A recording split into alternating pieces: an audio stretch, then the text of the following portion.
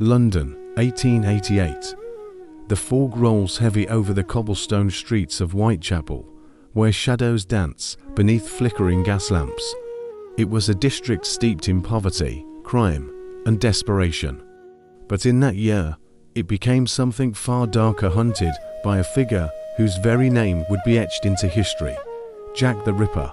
He was never caught, never unmasked, and yet his crime sent shockwaves so powerful that more than a century later, he remains the most infamous serial killer the world has ever known.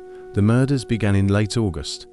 Marian Nichols was found brutally slain in Bucks Row, her throat cut, her body mutilated in ways the police had rarely seen.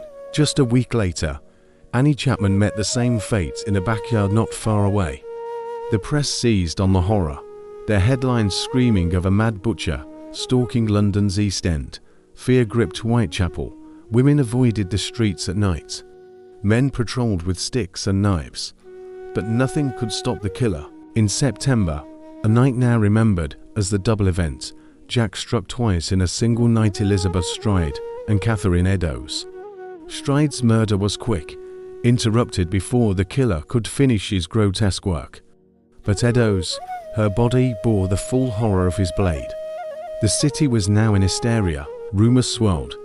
Letters began arriving at police stations, and newspapers, taunting, mocking, signed with a name that would become legendary. Jack the Ripper. Who was he? Theories ran wild. A doctor with surgical skill. A butcher whose knives were always sharp. A wealthy gentleman with dark appetites hidden beneath his fine clothes. The truth was lost in the fog. Then, in early November, Mary Jane Kelly, the youngest and most beautiful of his known victims, was discovered in her small room.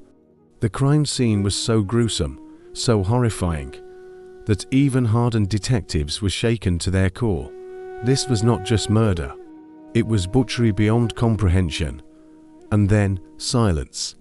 The killings stopped as suddenly as they began. Jack the Ripper vanished into the mist, leaving behind nothing but corpses, fear, and an unsolved mystery. For decades, investigators, journalists, and amateur sleuths have tried to uncover his identity. Some point to Montague Druitt, a troubled barrister who drowned in the Thames. Others blame Aaron Kosminski, a Polish immigrant with a violent history. Still others accuse royal physicians, Freemasons, or even members of the monarchy itself. Each theory brings new fascination, but no answer. What makes Jack the Ripper endure isn't just the savagery of his crimes, it is the mystery. The anonymity, the chilling fact that the man who terrified London could have been anyone. The shopkeeper you passed, the gentleman in a top hat, the doctor with blood-stained hands. He remains the phantom of Whitechapel, a ghost in the fog, the name whispered whenever darkness falls. Jack the Ripper forever remembered as the killer who turned London's streets into a nightmare, and whose shadow still lingers in the corners of history.